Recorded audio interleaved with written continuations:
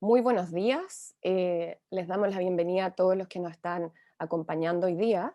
Estamos muy contentos, la verdad es que esta es una conferencia que, si bien ha sido difícil de organizar, creo que hemos logrado reunir exponentes sumamente interesantes con estudios que nos van a dar pistas sobre lo que estamos viviendo y sobre cómo se ha medido esto en algunos países. Y bueno, contarles nuevamente que OLA es un espacio de colaboración internacional que trabaja en red promoviendo la circulación, la coproducción de espectáculos y compartiendo buenas prácticas y conocimiento en la industria de la ópera y las artes escénicas desde hace 13 años. Hemos estado realizando estos webinars por la contingencia, justamente para poder reflexionar, intercambiar y poder reimaginar cómo son aquellas estrategias que como teatros y como centros culturales estamos desafiados a, de alguna manera, empezar a cambiar o repensar. En este encuentro, contarles que ha supuesto un desafío especial para el equipo de OLA, por ser una conferencia en la cual tendremos dos idiomas en forma simultánea. Es por esto que quiero agradecer a todas las personas que hicieron posible esta conferencia. Primero, el Instituto Francés en Chile, representado por su director Jérémy Desjardins, quienes nos apoyaron con la idea desde un comienzo. También a los Ministerios de Cultura de Chile y del Perú, que también son parte de esta conferencia y nos van a revelar estudios que han estado desarrollando.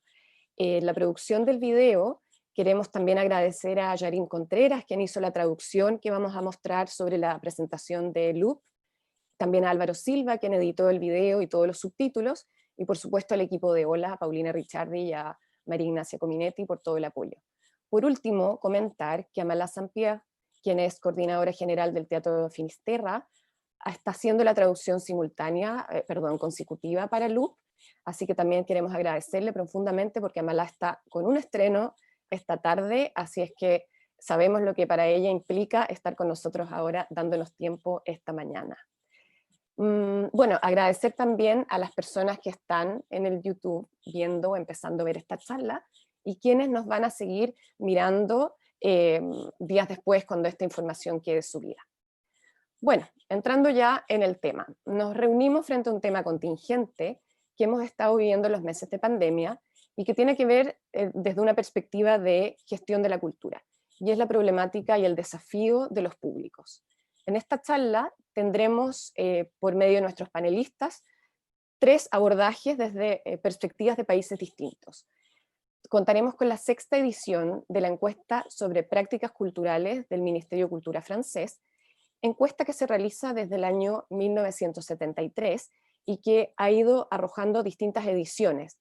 Esta es la sexta edición y conversábamos con Loop antes en la reunión preparatoria, que es la primera vez que se presenta en Latinoamérica y además en español. Bueno, la conferencia está traducida en español, no es que el estudio todavía esté traducido al español.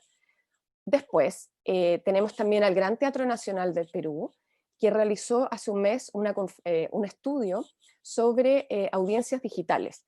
El Gran Teatro Nacional, como muchos ya saben, tiene GTN Digital, que es toda la unidad digital donde han empezado a montar ellos sus espectáculos, y realizaron este interesante estudio que también nos va a dar pistas a otros países o a otros centros culturales de cómo se comportan y cómo son estos públicos. Y por último tenemos a Javier Ibacache, que va a estar con una perspectiva desde Chile, de lo que está pasando en Chile en todas estas materias, pero también él desde la unidad del ministerio, de la unidad de públicos del ministerio, ha podido monitorear distintos estudios de distintos países y ya tiene una perspectiva muy interesante que nos va a contar. Bueno, voy a nombrar a nuestros invitados. No voy a leer sus biografías, son muy largas, así que los invitamos después a leerlos en la página web, la nota que sacaremos de esta conferencia, pero está con nosotros Luke Wolf, jefe del Departamento de Estudios y Pronósticos y Estadísticas del Ministerio de Cultura de Francia. Está Melissa Giorgio, coordinadora del área de públicos del Gran Teatro Nacional del Perú, quienes a su vez son miembros de la Asociación de Teatros Ópera Latinoamérica, y son futuros anfitriones de la conferencia de OLA cuando el coronavirus nos permita juntarnos. Está con ella Claudio Manrique, que es responsable del área de comunidad del Gran Teatro Nacional, quienes trabajaron juntas este estudio. Y Javier Ibacache, jefe de Unidad de Programación Artística y Formación de Públicos del Ministerio de Cultura de Chile y también gran colaborador de OLA, quien estuvo con nosotros dando una conferencia en el encuentro en Quito. Bueno, vamos a partir entonces con la presentación de Loop. Les cuento un poco que la presentación nosotros la pregrabamos para poder tenerla con subtítulos, cosa de no tener que traducir los 10 minutos que dura la presentación. Entonces vamos a hacer todas las presentaciones seguidas, no van a haber preguntas entre medio, y después de las 3 presentaciones va a haber espacio para preguntas entre los panelistas y luego preguntas del público. Así que le pedimos a la Pauli si puede poner el video de Loop. Gracias, Pauli.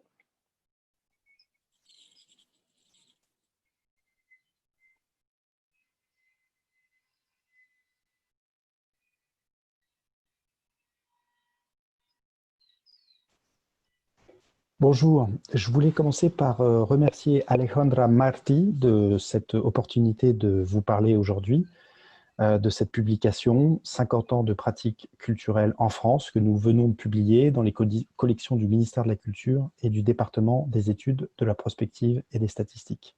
Je voulais m'excuser aussi de ne pouvoir intervenir en espagnol. Malheureusement, je ne maîtrise pas suffisamment la langue pour pouvoir le faire. Je vais commencer cette présentation par dire 2 mots de l'enquête sur les pratiques culturelles, qui est une enquête très ancienne, très structurante pour le ministère de la Culture et le département des études, mais aussi très structurante au sein du système statistique public français, puisque c'est l'une des enquêtes qui a la profondeur historique la plus longue. La première édition de l'enquête date de 1973 et elle a été suivie donc de 5 éditions supplémentaires, une en 1981, 1988, 1997, 2008 et maintenant 2018.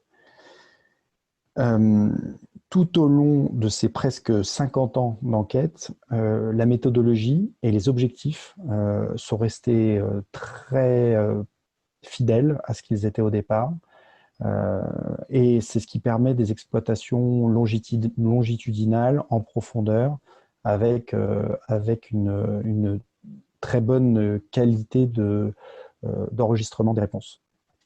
L'enquête 2018 présente quelques particularités. D'abord, celle d'avoir un échantillon 2 fois supérieur aux échantillons des éditions précédentes, avec 9300 répondants en France métropolitaine. Comme les éditions précédentes, le champ porte sur les personnes résidant en ménage ordinaire et âgées de 15 ans ou plus. Et enfin, cette édition 2018 a une particularité supplémentaire, celle d'enquêter, et le terrain est en cours, d'enquêter les départements et régions d'outre-mer, la Réunion, Mayotte, la Guadeloupe, la Martinique et la Guyane, des territoires qui n'avaient pas été enquêtés jusque-là. Si je devais donc résumer ces premières exploitations que nous avons faites de la 6e édition de l'enquête sur les pratiques culturelles, je résumerai ces résultats en 4 constats. Premier constat, celui d'une place croissante de la culture dans le quotidien des Français. En exploitant les 6 éditions d'enquête depuis 1973 et donc depuis près de 50 ans d'évolution de la société française, on peut mesurer le fait que les pratiques culturelles des Français sont de plus en plus diversifiées. En 1973, on compte une partie relativement importante de la population française, surtout rurale, surtout âgée, dont la seule activité culturelle est la télévision. C'est devenu une modalité beaucoup plus rare en 2018. Et donc, la télévision, qui, comme on va le voir plus tard, reste un média très important, est de plus en plus une pratique qui est associée avec d'autres pratiques.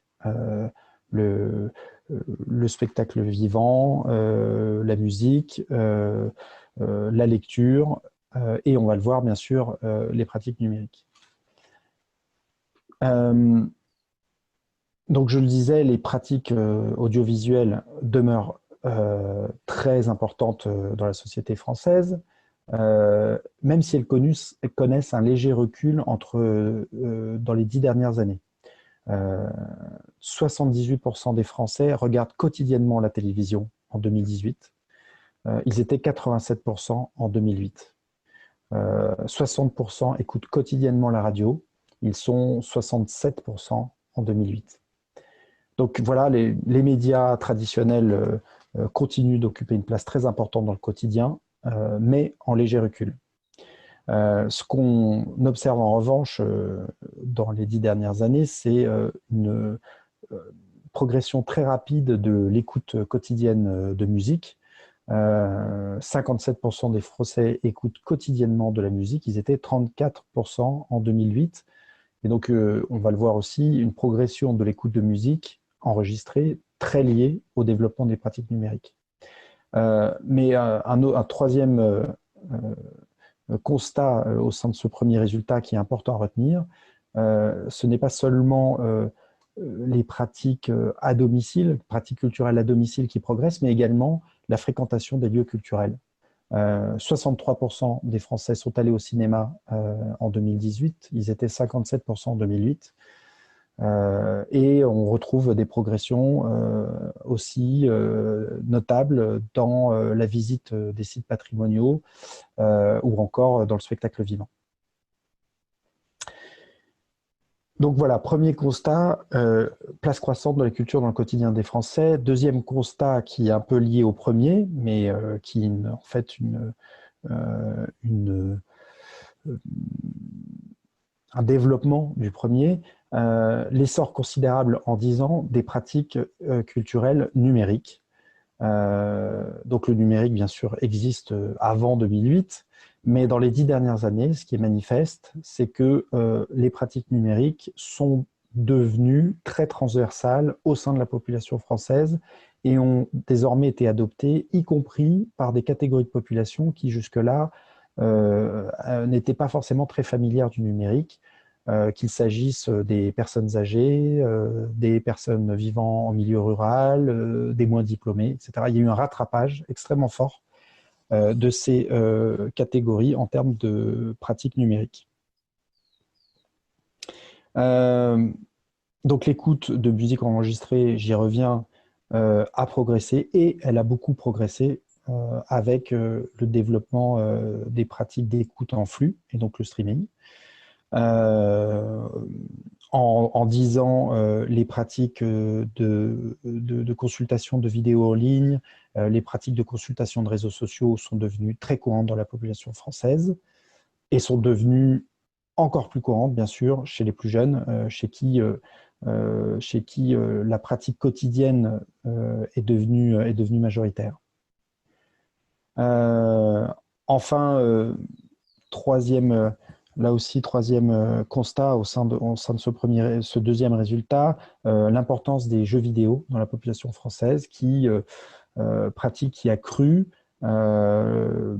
depuis plus de 10 ans, depuis même plutôt 15 ans, avec un fait social qui est en train de s'affirmer, celui d'une pratique qui est en train de devenir transgénérationnelle. Les jeux vidéo qui ont longtemps été une pratique identifiée à la jeunesse, au fur et à mesure que les générations vieillissent et continuent de jouer, puisque aujourd'hui on trouve des taux de pratique très élevés chez les quarantenaires, voire chez les cinquantenaires, cette pratique est en train de devenir une pratique qui n'est plus seulement juvénile. Troisième résultat, la hausse de la fréquentation des lieux culturels, que j'ai pu évoquer et qui est particulièrement forte et se manifeste particulièrement pour les plus de 40 ans. Donc les lieux culturels connaissent des taux de fréquentation qui ne fléchissent pas, voire qui augmentent, mais le succès en termes d'attractivité se manifeste particulièrement chez les personnes plus âgées, plus de 40 ans, voire plus de 60 ans. Alors, c'est particulièrement vrai pour le cinéma. Euh, les plus de 40 ans sont 65% à être allés dans une salle de cinéma en 2018. Il n'était que 55% en 2008 et 37% en 1981. Et la hausse de la fréquentation de cinéma est encore plus nette pour les 60 ans et plus. Ce qui montre un véritable succès dans des stratégies de développement des publics des cinémas en direction des publics plus âgés, liés notamment aux progrès qui ont pu être faits en France en matière d'accessibilité des lieux, et voilà, liés au fait que ces catégories d'âge ont de plus en plus adopté cette pratique comme une pratique entrant dans leur quotidien. La progression de la fréquentation des lieux de spectacle vivant pour les plus de 40 ans se mesure également pour le spectacle vivant, en particulier pour le théâtre, et pour les visites patrimoniales qui sont devenues beaucoup plus intenses pour ces classes d'âge. Quatrième résultat structurant sur ces 50 ans de pratique culturelle en France, une certaine réduction des fractures territoriales observables en France et, dans certains cas, une réduction des fractures sociales. Alors, concernant les fractures territoriales, c'est un résultat important, hein, bien sûr, lié et qu'on peut lier aux politiques de développement de l'offre culturelle dans les territoires. On observe voilà, plusieurs axes sur lesquels cette réduction des écarts s'est faite. Premièrement, sur les pratiques numériques. Je l'ai dit précédemment, les pratiques numériques sont devenues des pratiques beaucoup plus transversales au sein de la société française. Et donc, ce qu'on peut observer, c'est sur l'écoute quotidienne de musique, la consultation de vidéos en ligne ou encore sur les réseaux sociaux, une réduction très importante des pratiques des citadins par rapport aux personnes vivant en zone rurale. Cette réduction des écarts territoriaux, on l'observe également pour les pratiques de sortie. On l'observe pour le cinéma, très significativement, pour le spectacle vivant et en particulier pour le théâtre au sein du spectacle vivant ou les concerts de musique actuelle. Et enfin, on les observe aussi pour la fréquentation des bibliothèques. Ces résultats hein, peuvent être liés à un effort significatif à la fois de l'État et des collectivités territoriales de doter un maximum de territoires avec des équipements qui permettent ces pratiques. Et donc, manifestement, les populations touchées s'en sont emparées et ont donc adopté de plus en plus des taux de pratique qui se rapprochent de ceux qu'on observe dans les grandes villes, même si les écarts persistent en 2018. Concernant les fractures sociales, les résultats sont beaucoup plus contrastés. Dans certains cas, on observe bien une réduction des écarts. C'est le cas pour le cinéma, qui est devenu une pratique beaucoup moins élitiste que ça a pu l'être. C'est le cas de la fréquentation des bibliothèques. Et c'est le cas, encore une fois, des pratiques numériques. L'écoute quotidienne de musique, encore une fois, la consultation des vidéos en ligne ou des réseaux sociaux. On observe en revanche, à l'inverse, une augmentation des écarts sociaux concernant les visites patrimoniales qui deviennent une pratique de plus en plus élitiste en France, malgré la réduction des écarts territoriaux. Voilà donc pour un premier balayage de ces résultats avec, comme vous avez pu le voir probablement dans la publication, la mise en évidence de phénomènes générationnels extrêmement puissants pour incarner ces différentes évolutions.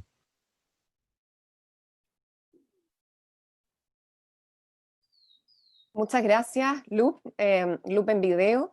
Quiero agradecer especialmente porque además este video Loop lo grabó en sus vacaciones, así que realmente apreciamos que se haya dado el tiempo de poder hacer esto para nosotros tener tiempo de traducirlo. Muchas gracias, Lu. Bueno, temas muy interesantes, el tema, la diferencia generacional, tenemos los baby boomers, la generación de los 90, estrategias, cómo estamos pensando las estrategias desde las instituciones culturales, temas desafiantes que vamos a tener en la conversación después de las presentaciones, y vamos a invitar entonces a Melissa con Claudia a que nos haga la presentación del Gran Teatro Nacional del Perú. Bienvenidas, por favor, adelante, Melissa y Claudia. Muchas gracias, Alejandra. Muchas gracias a todos. Buenos días con todos y todas. Bueno, desde Lima y desde el Gran Teatro Nacional un saludo también de Mauricio Salas, el director del teatro. Y en realidad lo que voy a hacer en este momento es hacer una pequeña introducción de qué es el Gran Teatro Nacional y cómo es que llegamos al plan digital del teatro, que está compuesto por la plataforma GTN en vivo y próximamente Públicos Digital. El Gran Teatro Nacional fue creado en el año 2012 y pertenece al Ministerio de Cultura, y es un espacio que ha sido creado para la difusión de las artes escénicas y musicales, y también para la formación de públicos que conforma su misión. La misión principal del teatro está enfocado en ello. Y desde también el inicio del Gran Teatro Nacional, se tomó la decisión de crear un programa de formación de públicos que con los años y con la experiencia ganada, luego decanta en la creación de un área de públicos que contemple la creación de programas que puedan responder a las necesidades de diversos públicos, no solamente a los escolares, que han sido y siguen siendo el público prioritario del programa de formación de públicos. Pues la pandemia llegó y debo mencionar con orgullo y con mucho gusto que fue un reto notable para el Gran Teatro Nacional y una reacción por demás rápida desde el día 1 de pandemia de no perder el contacto con sus públicos. Ese fue el motor principal para ingresar a este universo digital. Y debo mencionar el esfuerzo en conjunto, porque si bien hoy estamos aquí, Claudia Manrique, socióloga, investigadora, que ha participado del estudio, bueno, y yo no hemos sido las únicas personas involucradas en este primer estudio de públicos, sino también el equipo de comunicaciones, liderado por Vasco Núñez, Carla Palomares en marketing y Daniel Sánchez, y por supuesto en alianza, en trabajo en alianza con el canal digital del Ministerio de Cultura, Cultura 24. ¿Y por qué lo menciono? Porque los contenidos que ustedes pueden apreciar en la plataforma GTN en vivo han sido realizados desde el inicio del teatro, desde el 2012, por este canal digital del Ministerio. Y gracias a eso, a esas decisiones es que hemos podido tener el contenido necesario para poder alimentar esta plataforma hasta el día de hoy. Nunca nos hubiéramos imaginado que habríamos tenido que grabar todos los productos, por ejemplo, dirigidos a escolares. Nunca lo pensamos. Nuestras actividades siempre han sido presenciales, pero bueno, llegó la pandemia y hemos tenido que echar mano de los recuerdos y de las grabaciones que nos ha podido proveer el canal digital.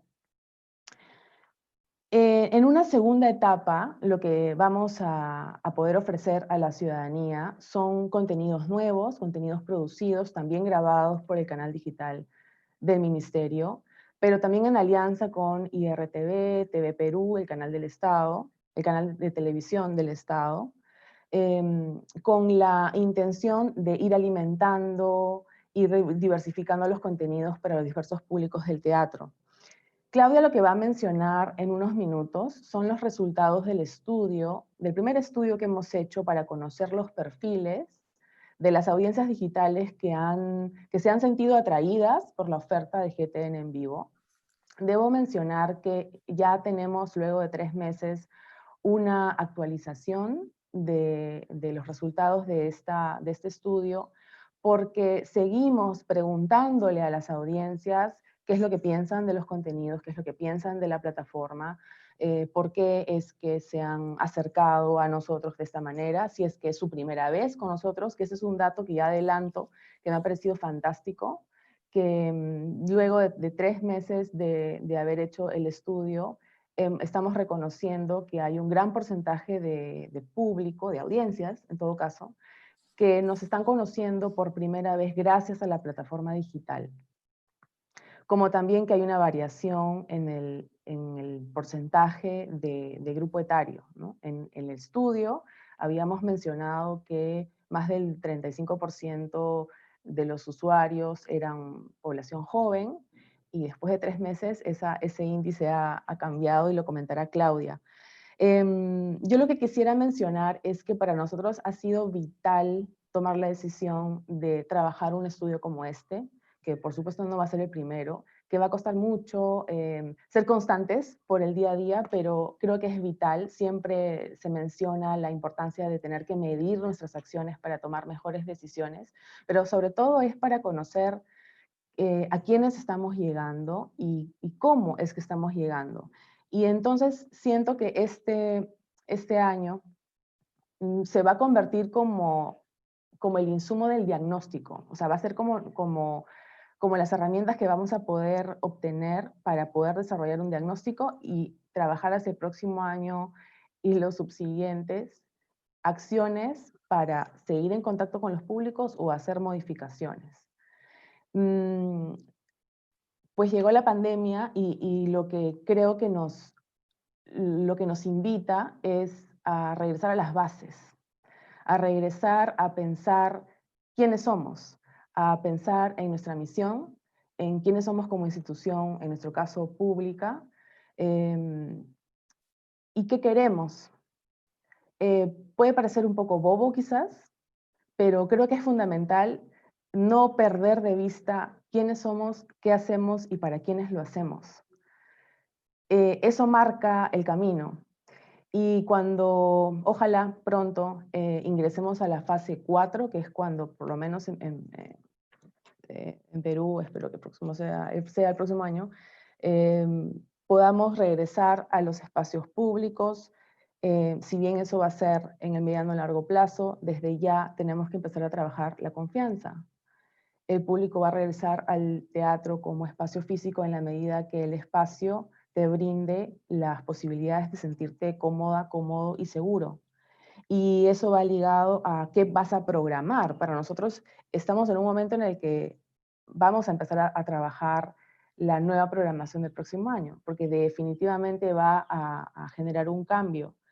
Y pensar en cómo esa programación la puedo dirigir a diversos públicos. Hemos estado pensando en crear productos específicos para públicos específicos, pero creo que el reto es cómo con la programación tú empiezas a desarrollar, empiezas a segmentar y empiezas a desarrollar estrategias específicas para los públicos. Y para terminar, un hallazgo importante a partir de toda esta experiencia del estudio es que consideramos que las respuestas no son solo el online ni lo virtual. Consideramos que lo que se tiene que trabajar es un modelo mixto.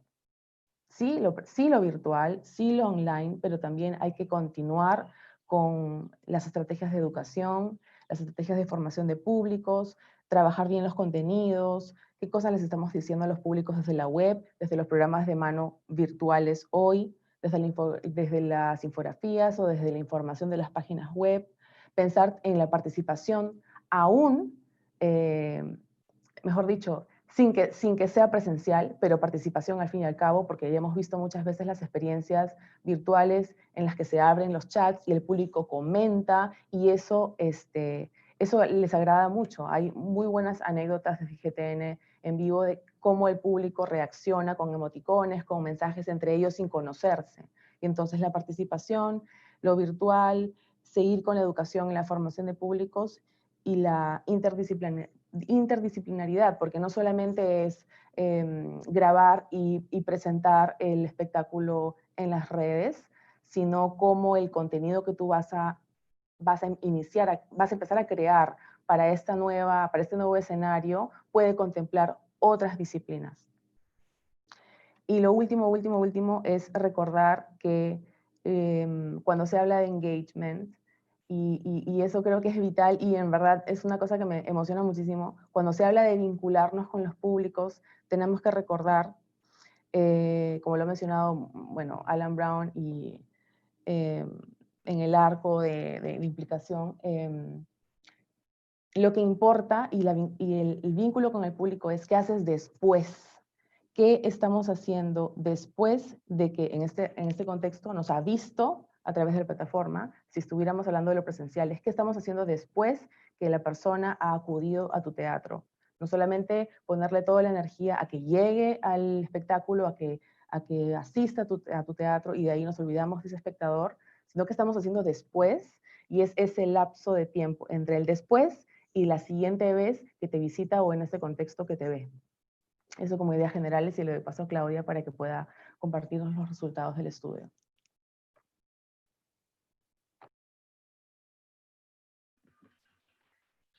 Muchas gracias, Melissa. ¿Qué tal? ¿Cómo están? Espero que se me esté escuchando. Les voy a comentar un poco acerca del estudio que nosotros realizamos.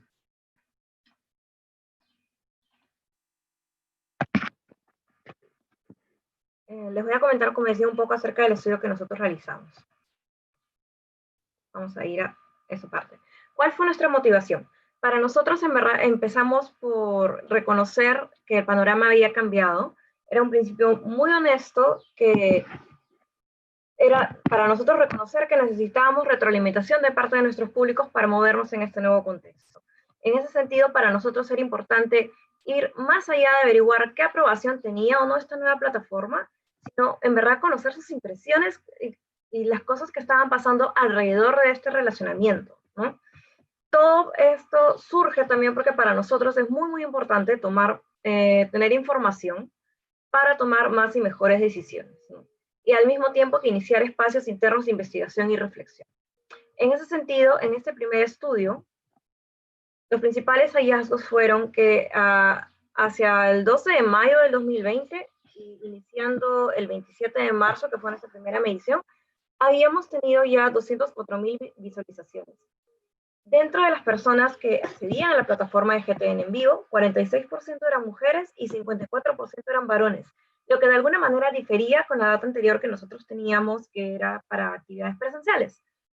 Este dato pareciera menor al principio, pero entendido en el contexto de la situación actual de las brechas digitales en Perú, que es del 12%, nos habla de que hay un detrimento de las mujeres en su acceso y esas inequidades en el acceso y disfrute para productos audiovisuales.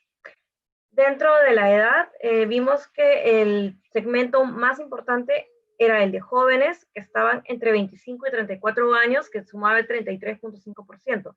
Sumado al segmento de 18 a 24, estamos hablando que cerca del 60% de las personas que accedían a GTN en vivo son jóvenes. Esto para nosotros es un reto y al mismo tiempo una oportunidad, porque significa ver cómo hacemos para consolidar el segmento de públicos jóvenes a través de estrategias de mediación y programación, pero al mismo tiempo, cómo hacemos para integrar a los públicos mayores en el formato digital. Asimismo, GTN en vivo fue una oportunidad para nosotros para poder salir del entorno normal que circunscribe nuestra actividad presencial, que es Lima.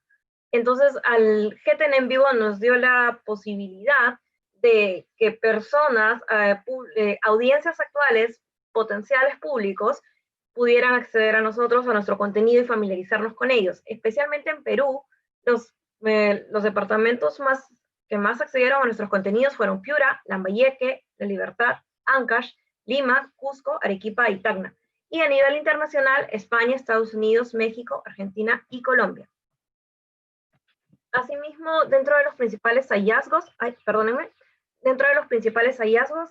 también vimos que las personas suelen conocer GTN en vivo a través de medios que implican un contacto directo con el GTN, como es, por ejemplo, las redes sociales, ya sea Facebook, Instagram, o nuestra propia web, o también nuestra propia página web. Los dispositivos desde los cuales acceden a GTN en vivo son preferentemente dispositivos móviles como celulares y tablets, y en menor medida computadoras y televisores. Asimismo, también nos percatamos que el sistema operativo más utilizado era Android y muy lejos iOS. Estos dos datos en conjunto nos dieron a nosotros la oportunidad de repensar exactamente cuál era el lenguaje audiovisual que tal vez más convenía para este 62% de personas que acceden a través de equipos de menor tamaño, ¿no? Porque no es la misma experiencia ver en la pantalla de un celular que ver en un televisor. Entonces había que privilegiar ciertos tipos de tomas. Finalmente, dentro de las diferentes características que nosotros encontramos en el estudio, nos parece muy relevante hablar acerca de el momento de visualización. Nos percatamos que 6 de 10 personas que acceden al contenido de GTN en vivo, acceden al contenido en el momento que este es transmitido, y solamente 4 de ellas horas o días después. Esto quiere decir que existe una tendencia a que los contenidos que se accedan en la plataforma tengan un tiempo de vida corto. Esto nos lleva a nosotros y nos llevó a replantearnos también cuál era la estrategia comunicacional con la que íbamos a difundir los contenidos y mantenerlos girando para que no sea que simplemente subes un contenido, lo pones ahí en GTN en vivo y después se olvidaron de él, por así decirlo. Toda esta información fue para nosotros importante porque nos implicó el reto de empezar a gestionar esta información. ¿Para qué recogemos esto?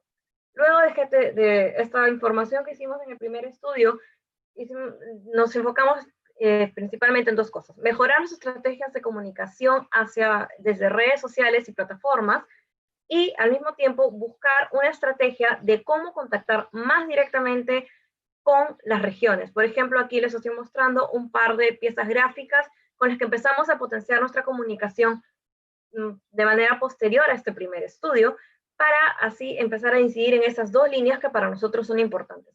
Comunicarnos mejor y entendernos mejor con nuestras audiencias, porque queremos que sean nuestros públicos, y al mismo tiempo promover la representatividad y la conexión con los públicos y audiencias que están fuera de Lima.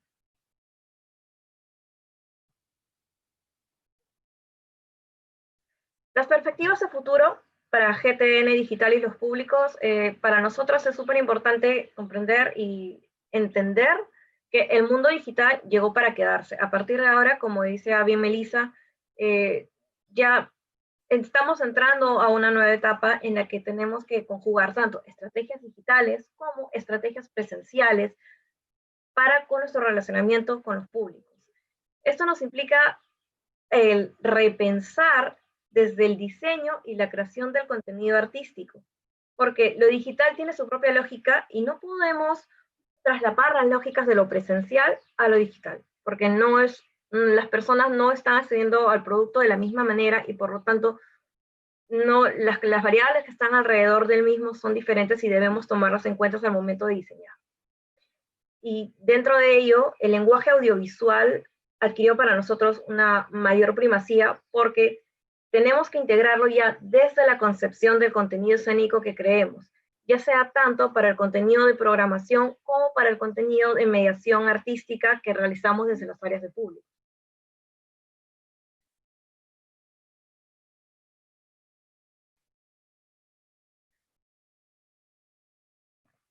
Así, igualmente, hacia el 2021, que eso es un poco también como cerrando, hacia el 2021 lo que nosotros queremos es ya consolidar la apuesta por contenido digital. Esta decisión se toma en base a ver que a lo largo de estos meses de implementación en GTN en vivo hemos conseguido 361.654 visualizaciones, YouTube 79.051, y los estrenos en Facebook han llegado a sumar 405.232. Es muy importante para nosotros, y aquí invito también a Melissa que podamos profundizar juntas sobre esto, es que en la actualización de datos que nosotros estamos realizando de manera continua a esta encuesta, es que el 42% de los encuestados no ha asistido presencialmente a GTN en vivo. Entonces, ¿qué vamos a hacer con ese 42%? Ese es un nuevo reto que se plantea para nosotros. ¿Cómo hacemos que estas audiencias que están accediendo a nuestros contenidos y que se empiezan a relacionar con nosotros desde lo digital puedan eventualmente ser nuestros públicos? Y adicionalmente, ¿de qué manera podemos decir, o cómo podemos seguir profundizando en la relación con estas nuevas audiencias para decir que no solamente estamos hablando de acceso, sino que también estamos hablando de participación?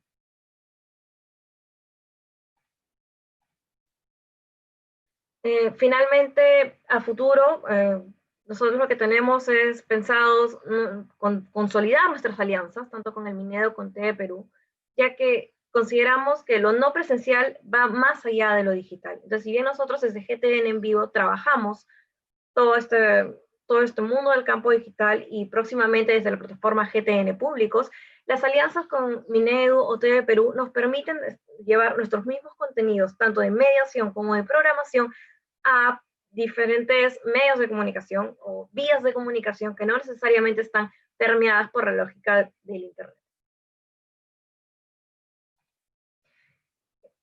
Es muy importante también para nosotros diversificar y explorar nuevos formatos para la mediación artística.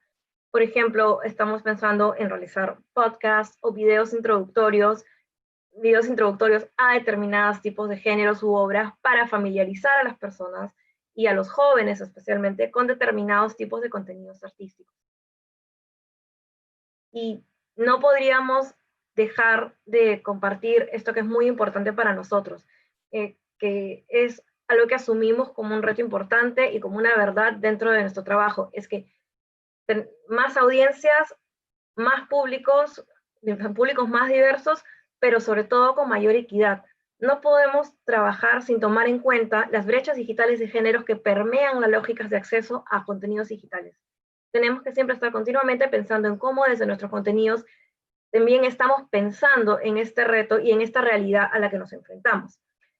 Asimismo, promover la mayor representatividad de los públicos regionales, que como he comentado es algo que es muy importante para nosotros como GTN en vivo, al mismo tiempo que promover el acceso y la participación tanto de personas mayores como públicos con discapacidad en este nuevo contexto de consumo cultural digital. Y pues eso es básicamente no solo los resultados del estudio, sino también cómo es que esos resultados del estudio nos han llevado a tomar decisiones sobre cómo vamos a empezar a trabajar en este nuevo escenario, que como bien indica Melissa, para nosotros ha sido un reto bastante importante porque no era precisamente, nosotros éramos un teatro que estábamos más enfocados en prácticas presenciales, entonces migrar al mundo de lo digital es toda una aventura que estamos empezando desde este año y en la que, como ven, consideramos que llegó para quedarse y vamos a continuar en ello. Bueno, eso sería todo por mi parte. No sé si Melissa tuvieras algo que comentar. Si no, muchas gracias. Muchas gracias, Claudia. Volvimos ya a la pantalla completa. Ahí.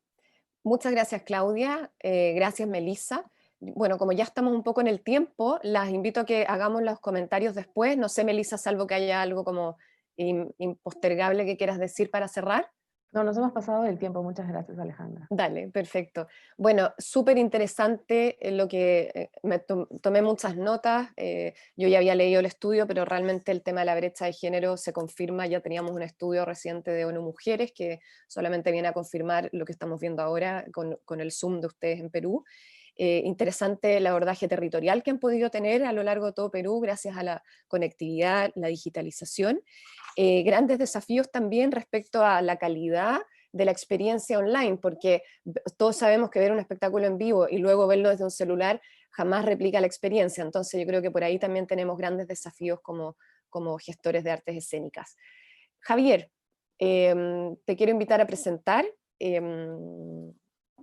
Tenemos alrededor de 10 minutos para que puedas presentar y luego pasamos ya a las preguntas y conversación entre los panelistas.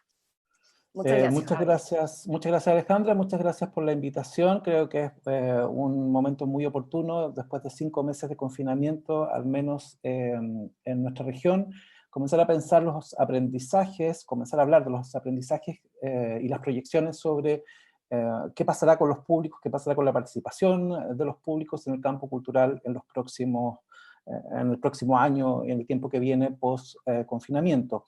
Asumiendo que en este periodo la relación con los públicos no ha estado en pausa, y también haciéndonos cargo de esta serie de modalidades que surgieron en el confinamiento, que ya son imágenes icónicas de esta temporada, esta integración de las pantallas como parte de la concepción del espectáculo, del espectáculo que antes era presencial, o bien la manera en que las organizaciones culturales salieron al encuentro de los públicos uno a uno, en un principio respetando las recomendaciones de la autoridad sanitaria en cada región, o bien la manera en que las compañías se adaptaron o han ido integrando también protocolos, pero probablemente hay 3 imágenes que son en este año, o van a quedar en este año en la retina, principalmente por lo que ha implicado en relación a la ausencia de los públicos o la sustitución de los públicos, ¿verdad?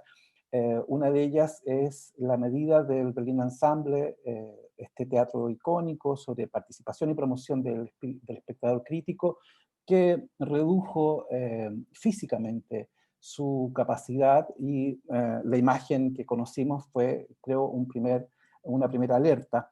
También la forma en que algunas salas de cine, por ejemplo, sustituyeron los protocolos por estrategias más cercanas al marketing, o bien el modo en que salas en Madrid se reabrieron como teatros del canal, con una suerte de instalación que también advertía de la circulación restringida y el distanciamiento entre los públicos, como fue esta disposición de maniquíes en la primera función de teatros del canal con públicos, y este concierto también que ha marcado la temporada en el Liceu de Barcelona, donde los públicos, en un gesto que trasciende, digamos, al proyecto mismo, aparentemente son sustituidos por más de 2000 plantas.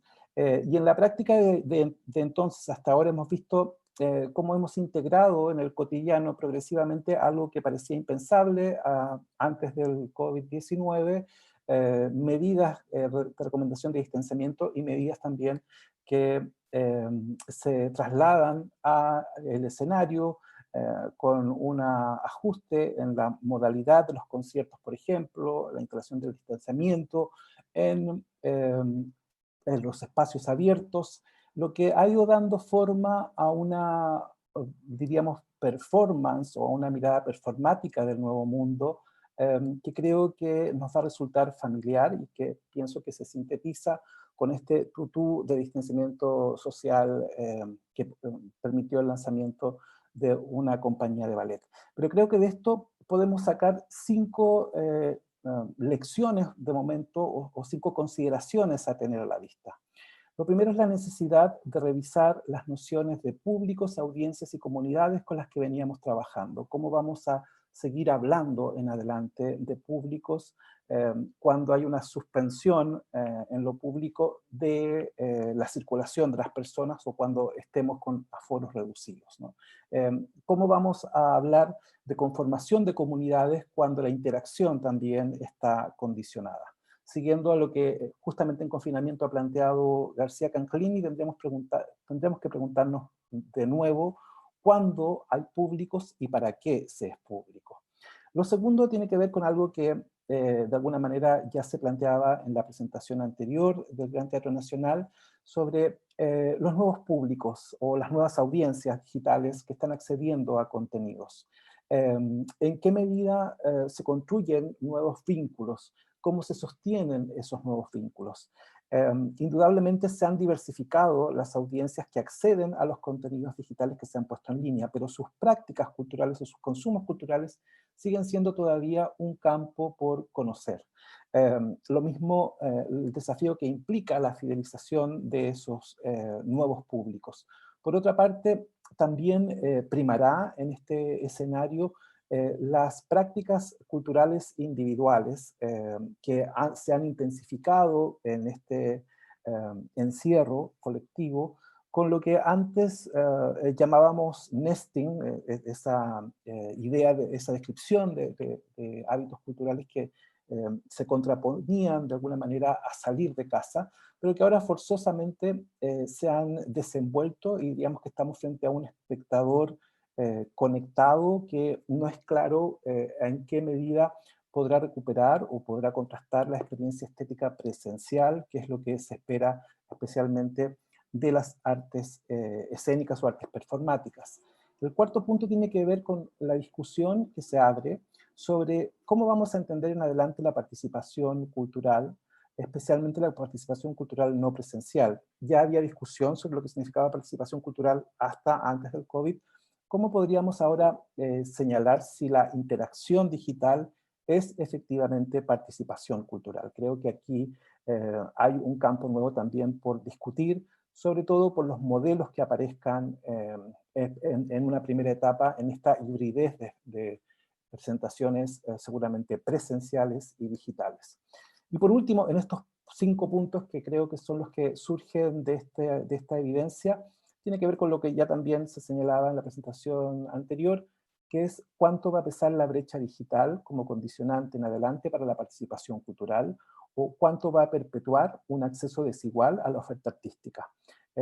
Pienso que este es un punto fundamental porque va a ser un nuevo desafío, o un desafío que ya estaba a la vista, pero que se va a volver más evidente, sobre el rol que pueden cumplir los espacios culturales, los proyectos culturales y el rol que pueden cumplir los programas de desarrollo de públicos en este campo. En la segunda parte lo que quisiera referirme es principalmente a las evidencias que han surgido en el periodo del confinamiento con algunos estudios de públicos hechos en confinamiento en distintos contextos. Desde la unidad de programación y públicos del Ministerio hemos venido haciendo seguimiento a los distintos reportes que han surgido, especialmente en Australia, Canadá, Estados Unidos y Gran Bretaña, que han buscado, aplicando encuestas online, buscando esta aplicación sobre todo en muestras representativas en distintas regiones, poder indagar en la predisposición de las personas a participar nuevamente en actividades culturales después de la cuarentena, la proyección de flujos de públicos que podrían esperarse y también los cambios en los hábitos culturales. Pienso que es relevante el rol que está cumpliendo la agencia Wolf Brown con el repositorio que se ha ido actualizando con, al menos una vez por mes, con resultados que dan pistas de cómo viene dándose en la práctica este retorno en los países que han salido del confinamiento. Y también nos lleva a preguntarnos por los necesarios nuevos enfoques de estudios de públicos que se van a requerir en el mediano plazo. ¿Qué nos dicen estos estudios que tienen distintas metodologías, pero que en algunos puntos coinciden en sus conclusiones? Primero, que la disponibilidad de una vacuna es un factor o una variable determinante para que efectivamente las personas vuelvan fluidamente a participar o a tomar parte en la oferta cultural. Lo segundo es que este es el levantamiento de las medidas de emergencia sanitaria en los distintos contextos. Quienes regresarán son principalmente los públicos incondicionales o los públicos fidelizados por el campo cultural. Y ese porcentaje oscila entre el 14 y el 22% de la población según los distintos contextos en los que se han realizado estos estudios. Por otra parte, también se comprueba o se hace reiterativo que el retorno progresivo de los públicos va a estar condicionado también en función de la modalidad de la oferta. Es más probable que primero las personas acudan a museos, a espacios abiertos y luego a salas o recintos privados. Lo mismo pasa en términos del timing de regreso de los públicos. De no existir rebrotes de contagio, se espera, o la estimación que uno puede sacar de estos estudios es que 6 meses después de la reapertura de los espacios comenzaría un flujo interesante de personas asistiendo a los espacios culturales. Otros factores que van a determinar la participación en el corto plazo tienen que ver con la aplicación de protocolos de higienización y el resguardo especialmente de la distancia física, que son 2 medidas que indudablemente van a afectar la programación, la forma de programar, los horarios de programación, o también van a condicionar los aforos de los espacios. En relación a los consumos culturales en confinamiento, la evidencia que tenemos es de un estudio hecho en Gran Bretaña, que sugiere que, ya lo señalaba la primera presentación de Loop, que la música, los videojuegos y la televisión han predominado el consumo cultural en casa. Y en relación a artes vivas, o a las llamadas artes escénicas, hay una buena noticia, que ya también lo señalaba el GTN, en el sentido de que ha aparecido un nuevo público, Ese nuevo público en este estudio de Gran Bretaña es de alrededor del 27%, y el público que ya cautivo por las artes escénicas o las artes performáticas, es decir, danza, teatro, ópera, ha duplicado el consumo cultural digital de estos contenidos. El rol determinante que aparece en estas indagaciones es el de los algoritmos de recomendación, que es una herramienta que hasta ahora no ha sido reflexionada del todo por el campo cultural, pero que en la industria de la entretención pre-COVID-19 han estado modelando los consumos culturales de manera significativa. Y probablemente la gran pregunta de este aceleramiento del consumo cultural digital será para el campo cultural cómo relacionarse, cómo defenderse quizá, o cómo incorporar las lógicas de los algoritmos de recomendación. En Chile, por último, quería comentar que estamos partiendo esta semana con una consulta de públicos, sobre públicos y COVID-19. Es una consulta que estamos elaborando y realizando desde la Unidad de Programación y Públicos del Ministerio, que busca determinar cómo han cambiado los hábitos y las prácticas culturales durante el confinamiento, indaga en la predisposición de las personas a participar en actividades culturales presenciales, y estará en línea durante 2 meses en el sitio web. Esperamos compartir los resultados en noviembre con el sector cultural especialmente, porque creo que son insumos que van a poder orientar la toma de decisiones, sobre todo en el periodo de reapertura hacia el verano. Quiero cerrar con una cita de Tom O'Connor, quien ha estado escribiendo bastante acerca de cómo adaptarse a este contexto, que nos invita a repensar los enfoques y las formas de trabajar con los públicos en un periodo de post-confinamiento. Tenemos que repensar especialmente cómo relacionarnos con públicos que pertenecen a comunidades o sociedades que van a estar saliendo de un trauma social, y este es una oportunidad precisamente también para preguntarnos cómo trabajamos entonces con las personas y con los públicos. Eso es. Muchas gracias. Muchas gracias, Javier. Excelente puesta la que pudiste contarnos. Me encanta la frase además con que partiste: la relación de los públicos no está en pausa. Y sí, efectivamente así ha sido. Y yo creo que aquí el desafío de la diversificación, de la extraterritorialidad que hemos podido tener, de la internacionalización de los contenidos, y que además va a despegar mucho más en el futuro cuando podamos poner en marcha verdaderas plataformas que tengan los algoritmos que tú comentas, como a lo Netflix, digamos, o a las redes sociales. Hay grandes desafíos. Me encantaría abrir un poco la conversación entre los panelistas. Quiero invitar a Lup a... Bueno, Lup, te escuchamos en video, así que ahora te queremos escuchar en vivo.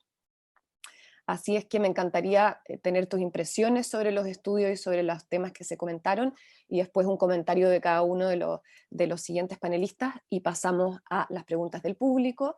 Contar del público, ya están mandando muchas preguntas, contar que esto va a ser, que está grabado, que queda en el YouTube de Hola, y que incluso queremos transcribir algunas de las cosas que se dijeron acá, porque es mucho contenido muy interesante, y lo vamos a publicar en los próximos días en la página web. Así que para que no se preocupen, no se va a perder ningún dato. Lup, bienvenido a comentar lo que escuchaste. Me imagino que es primera vez que lo escuchas, si bien yo te pude mandar algunos documentos previos, no hubieron muchos días para poder analizarlos, así que bienvenido.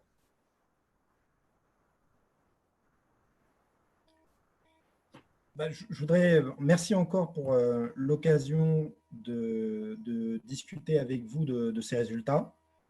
Quiero agradecer primero la oportunidad de poder discutir con ustedes todos estos resultados. J'ai beaucoup axé ma présentation sur la perspective de long terme des évolutions de pratiques culturelles en France. Enfoqué mucho mi presentación sobre las perspectivas a largo plazo de los estudios de públicos en Francia. Mais évidemment, la situation de la crise sanitaire nous invite à réinterroger tous ces enjeux et à reconsidérer beaucoup de choses. Pero evidentemente esta crisis sanitaria nos obliga a volver a preguntarnos, a volver a plantearnos todo lo que está en juego. Et c'était donc très intéressant de vous entendre sur ce point. Y ha sido muy interesante de escucharlos en todos sus puntos. Je commencerai juste peut-être par une observation qui est loin d'être une affirmation, mais plutôt une question. Me gustaría partir con más que una afirmación, más bien una pregunta. Et qui découle justement de l'observation des pratiques culturelles sur le long terme. Y que tiene que ver con la observación de las prácticas culturales a largo plazo. Ce qu'on observe au travers de ces enquêtes, en tout cas en France, c'est à quel point les pratiques sont structurelles et inscrites dans chacune des générations qu'on a pu observer. Y lo que podemos observar en todas estas encuestas, por lo menos en Francia, es que todas estas prácticas han sido estructurales y están inscritas en cada una de las generaciones que hemos podido observar. Et je me demande à quel point, malgré la sévérité de la crise que nous vivons actuellement, à quel point une telle crise est capable de changer le destin et les évolutions de pratiques culturelles sur le long terme. Y me pregunto hasta qué punto una crisis como esta ha sido capaz de cambiar y de modificar el destino de las prácticas culturales. Donc voilà, c'est une question ouverte et je n'ai aucun élément pour y répondre, bien sûr, encore. Es una pregunta abierta, no tengo ningún elemento para contestar todavía. Et il n'en reste pas moins que les enjeux que vous soulignez les uns et les autres à propos du numérique restent très importantes et elles l'étaient finalement déjà avant la crise sanitaire. Y es muy interesante cómo todo lo que está en juego, todo lo que se apuesta a partir de lo digital es muy importante, pero cómo ya era importante antes de la crisis sanitaria. Et Alejandra, si je peux avoir encore une minute. ¿Podría tener un minuto más? Sí. Sí. Je voudrais partager un constat qu'on a fait dans l'étude et sur lequel je n'ai pas pu discuter dans ma présentation. Me gustaría compartir con ustedes una observación que está en mi estudio, pero que no lo pude compartir en el video, en mi presentación.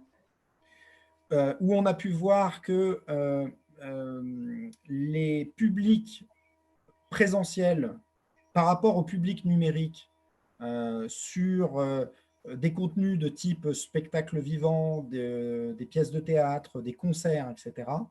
Y es que, por ejemplo, el público presencial versus el público digital en cuanto a los contenidos de artes vivas, de artes escénicas como teatro, música, etc. Eh bien, ces publics en France sont finalement assez dissociés, public présentiel, public numérique. Y, por ejemplo, en Francia esos públicos están bastante disociados entre el público presencial y el público digital. Mais par contre, du point de vue des caractéristiques sociales, ils se ressemblent beaucoup. Pero desde la perspectiva de las características sociales, se parecen mucho. Même si les publics numériques sont quand même un peu plus jeunes, mais c'est pas un effet si puissant que ça. Aunque el público digital sea un poco más joven, pero no es un efecto tan potente eso. Et je reviens à la remarque que vous faisiez, que Claudia faisait, sur la nécessité de repenser les formats, puisque ce qui semble, c'est qu'il ne suffit pas de mettre en ligne un contenu pensé pour le présentiel dans des formats numériques pour capter un public qui soit radicalement différent.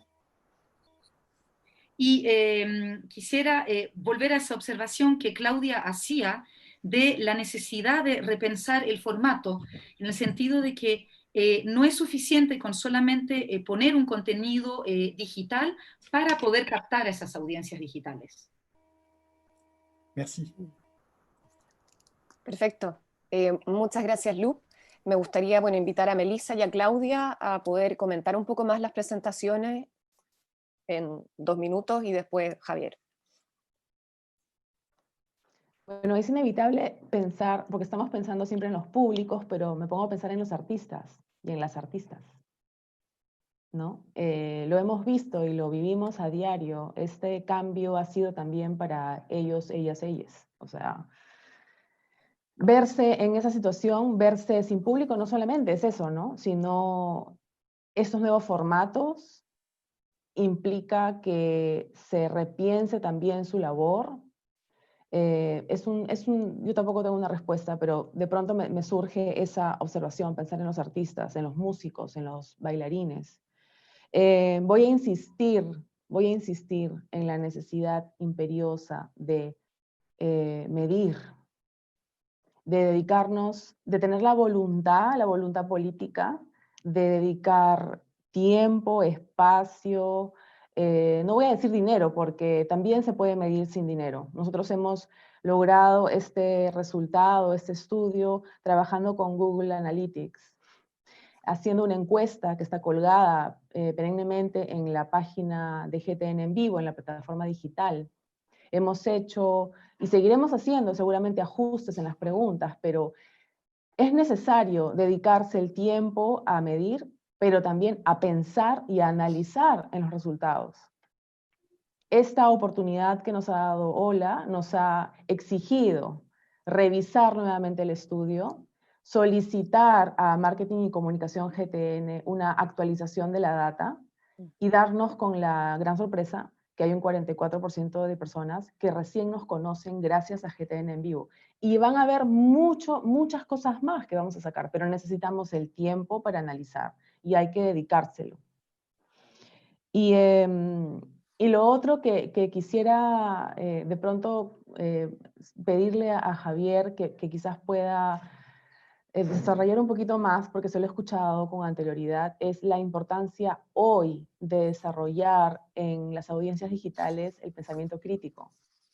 Y es un valor que también desde el GTN tratamos de impulsar a diario, no solamente desde el programa dirigido a escolares, sino en general.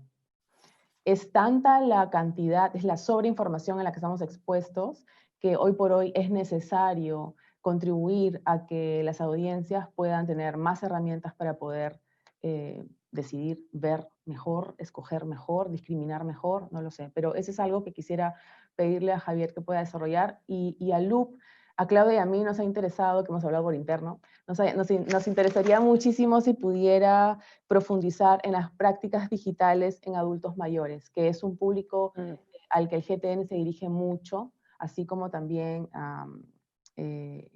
hacia el próximo año el inicio con fuerza de dirigirnos al público con discapacidad. Pero específicamente si pudieras profundizar en el trabajo con adulto mayor.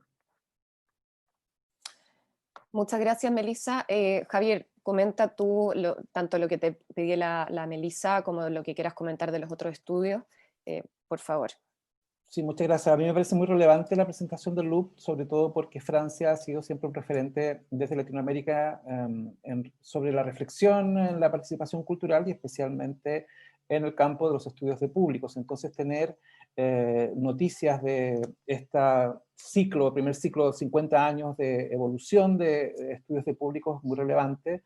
Creo que las diferencias generacionales que se observan en el trabajo que ellos hacen es parecida, o podemos reconocerlas también en nuestros territorios con algunas salvedades sin duda, pero creo que hay efectivamente un quiebre o hay un cambio en la generación menor de 35 años en su relación con los contenidos culturales, digitales o presenciales, y las políticas públicas y todo lo que sostenemos en relación a la participación cultural, no obstante, surge de los mayores de 35 años. Entonces creo que esto nos habla de la necesidad de una actualización de las políticas y de la reflexión sobre los públicos.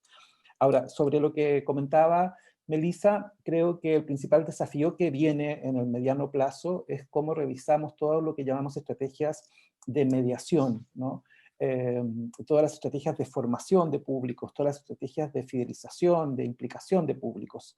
A mí me parece que una evidencia también que surge en el confinamiento es que las experiencias inmersivas, o lo que llamamos experiencias inmersivas, es decir, la aproximación hacia el espectador desde otros soportes que lo implican desde otro lugar, son un camino interesante en el mediano plazo en general para las artes, ¿no? Eso creo que como lenguaje me parece interesante, que habrá que verlo cómo podría dialogar con las estrategias de mediación. Pero también, ya lo decíamos, la necesidad de abordar la brecha digital y la alfabetización digital nos conduce a preguntarnos cómo introducir nociones de pensamiento crítico en relación al ecosistema digital, ¿no? Comprender que Internet no es un espacio libre como tendemos a pensar, sino que hay ciertos códigos, ciertas estructuras que hasta ahora probablemente la mayor parte de la población que son usuarios no han reflexionado. Y creo que ahí hay un rol importante que pueden cumplir la formación de públicos, cómo contribuir al análisis crítico sobre el ecosistema digital. Son, pienso, primeras ideas para seguir desarrollando. Eso, muchas gracias. Muchas gracias, Javier, muchas gracias a todos. Creo que vamos a tener que hacer como una segunda parte de esta conferencia, porque la verdad es que la cantidad de preguntas y de temas que nos van a quedar para conversar son demasiados. Les quiero transmitir algunas preguntas ya desde el público. Comentar a los que están preguntando por el chat si los contenidos quedan grabados. Sí, quedan grabados, y nosotros además vamos a transcribir y tratar de dejar la información lo más legible posible. Bueno, nos saludan de distintos países, les mandan saludos a todos, muchas gracias por la charla, excelentes intervenciones, etcétera, porque sé que ustedes no están viendo el chat. Y vamos con la pregunta me gustaría saber de Aime Malena, me gustaría saber para las compañeras del Perú, si están trabajando con públicos escolares. Para poder dar paso a la mayor cantidad de preguntas posibles, les pido que contesten corto y así podemos hacer correr la conversación. ¿Han podido continuar este trabajo en contexto de aislamiento? Preguntan. Sí, tenemos el programa de formación de públicos que inició en 2012. Si tú ingresas a la página granteatronacional.pe en programas, puedes ubicar el programa de formación de públicos. Incluso tenemos una publicación que la pusimos a disposición de la ciudadanía desde el 2014-2015, que se llama Primera Llamada. Ahí tienes un recuento bastante interesante de cómo se inició. Nosotros en ese momento nos encontramos grabando las actividades que siempre han sido dirigidas a estudiantes, que son las visitas guiadas, que son los recorridos didácticos por el teatro para explicarles a los chicos qué es un teatro y qué se hace ahí y por qué es importante. Y un grupo de funciones didácticas, funciones de teatro, de danza, de música y de folclore específicamente pensadas para escolares y que viene acompañada de un material didáctico como preparación previo a la exposición, al espectáculo y posterior. En este momento de pandemia, nosotros, como he mencionado, continuamos. Estamos grabando estas actividades justamente para subirlas a la plataforma de públicos digital, para ponerlo a disposición de toda la comunidad escolar. Perfecto, muchas gracias. Hay una pregunta de Jimena Luz Morgado que pregunta, me gustaría saber si existe algún estudio que intente entender las relaciones que genera el teatro virtual y los públicos, a partir de una experiencia mediada por el aparato tecnológico. No sé si alguien quiere comentar. Hay solo experiencias muy puntuales, pero al menos yo no conozco estudios sistemáticos, sobre todo que nos permitan tener inferencias que se puedan extender o se puedan ampliar. Hay más bien experiencias puntuales asociadas a ejercicios que incorporan las nuevas tecnologías, al menos en el campo que yo conozco. Por ahora, claro, seguramente van a despegar. Bueno, para Lu preguntar, en Francia, ¿cómo se han diversificado estas estrategias? Ustedes han estado monitoreando durante 50 años las prácticas culturales. ¿Cómo se han diversificado en las instituciones culturales en las estrategias de captación de nuevos públicos para estas generaciones que ya no son los baby boomers, que tienen este consumo patrimonial, que además tienen un alto índice de consumo de lectura, etcétera, etcétera? Si pudieras contar, Lu, cuáles son esos referentes para después nosotros poder poner atención y guiarnos por esos como avant-gardes.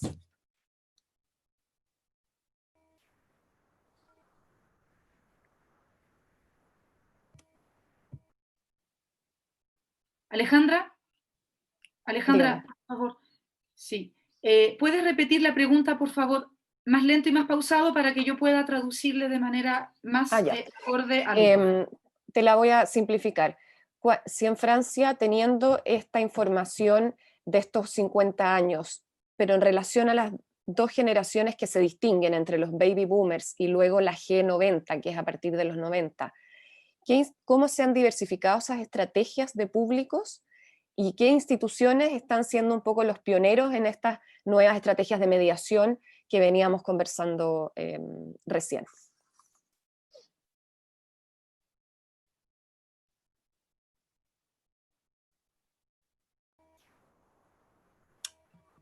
Alors, il faudrait d'abord peut-être que je précise que l'enquête sur les pratiques culturelles est une enquête auprès de la population. Ce n'est pas une enquête auprès des publics des institutions. Bueno, primero quisiera especificar que esta encuesta es una encuesta en la población y no una encuesta con los públicos de las instituciones culturales. Okay. Et donc, bien sûr, on interroge en partie des publics de lieux culturels, mais on a évidemment, et c'est l'intérêt de l'enquête, interrogé beaucoup de personnes qui ne fréquentent pas forcément les lieux. Y por lo tanto, claramente hemos encuestado a públicos, audiencias que frecuentan estos espacios culturales, pero también justamente, yo creo que es el interés, hemos encuestado a personas que no frecuentan los espacios culturales. Et les axes de diversification qu'on a pu mesurer dans l'enquête, los ejes de diversificación que hemos podido medir en la encuesta portent en France principalement sur les enjeux territoriaux. Tienen que ver en Francia principalmente con la envergadura territorial, con lo que está en juego territorialmente. Et comme vous le savez, la France a une histoire assez forte de décentralisation de la culture et d'équipement. Alors, il reste bien sûr des concentrations territoriales en France d'institutions culturelles dans les grandes villes et en particulier à Paris. Mais il n'empêche que la France dispose d'un certain nombre de réseaux très étendus culturels dans les territoires. Y hay que entender que en Francia uno de los grandes ejes culturales tiene que ver con la descentralización cultural y con el equipamiento cultural en los diversos territorios. Por supuesto que todavía hay territorios que tienen una gran concentración en sus equipamientos, en las grandes ciudades, como por ejemplo en París, pero Francia es un país que se caracteriza por trabajar en red, con grandes redes culturales en sus territorios. Voilà, et on a en particulier un réseau de cinéma qui est très étendu. Y tenemos particularmente una red de cines que está muy ampliado, muy establecido. Mais aussi de bibliothèques et de spectacles vivants, théâtre et musique actuelle. Pero también en las bibliotecas y en las artes vivas, en las artes escénicas, como por ejemplo teatro, pero también música contemporánea. Et donc, en termes d'évolution, ce qu'on observe, c'est principalement l'augmentation des pratiques d'habitants de zones en France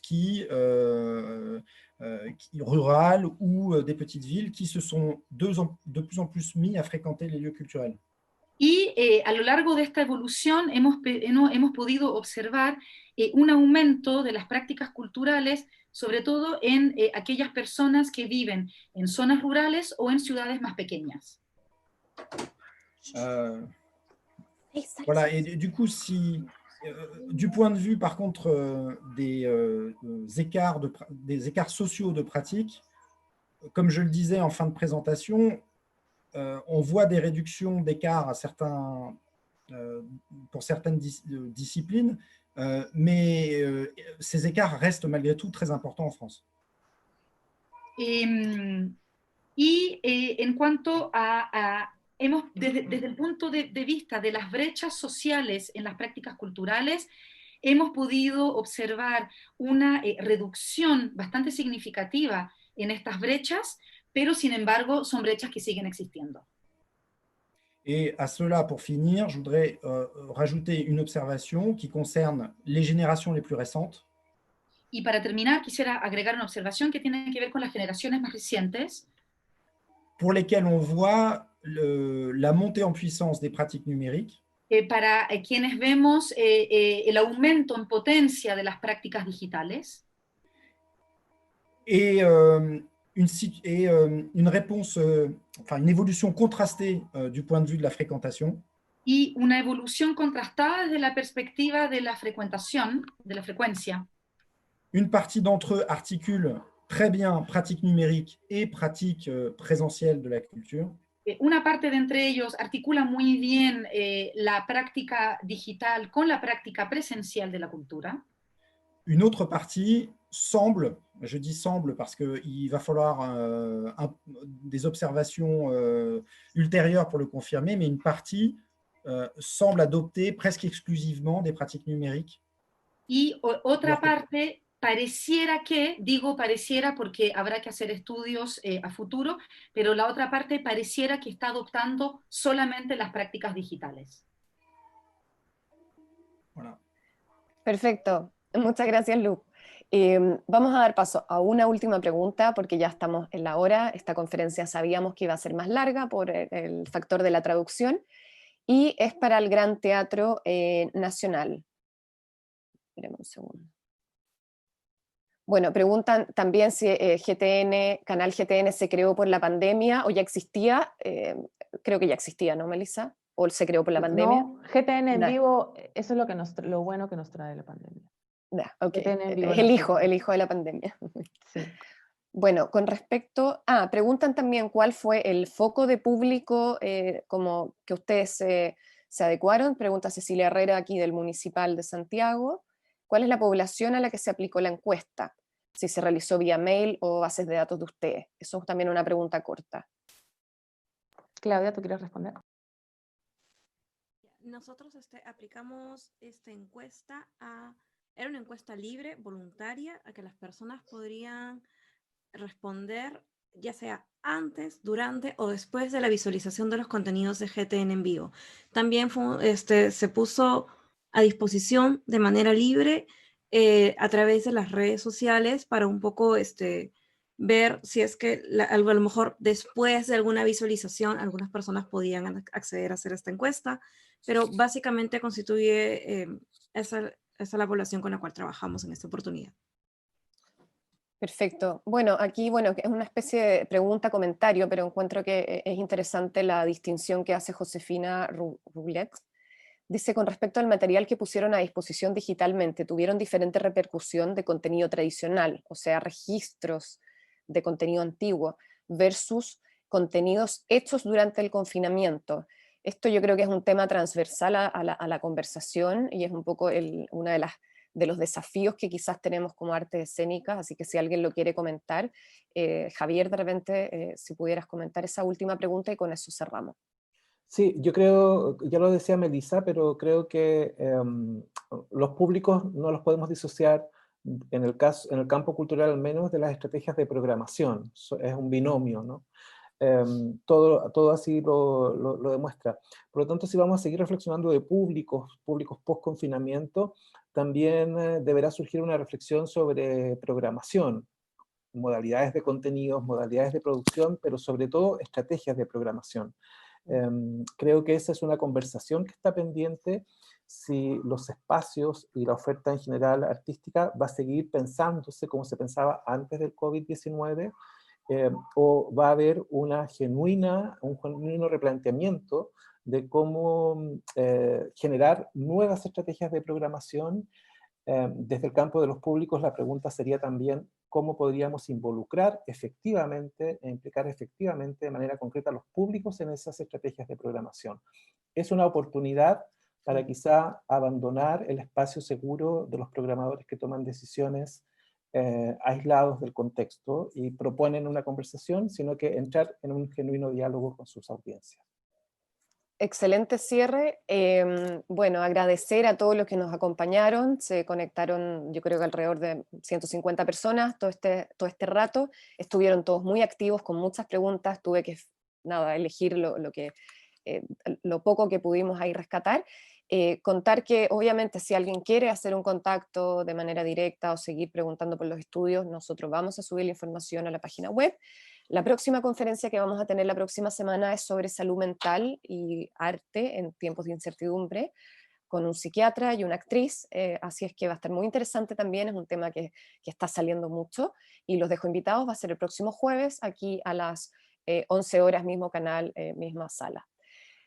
Ya vamos a cortar la transmisión y les pido a los panelistas que nos quedemos para hacer el debrief y con eso ya cerramos. Muchas gracias a todos y Chau, chau.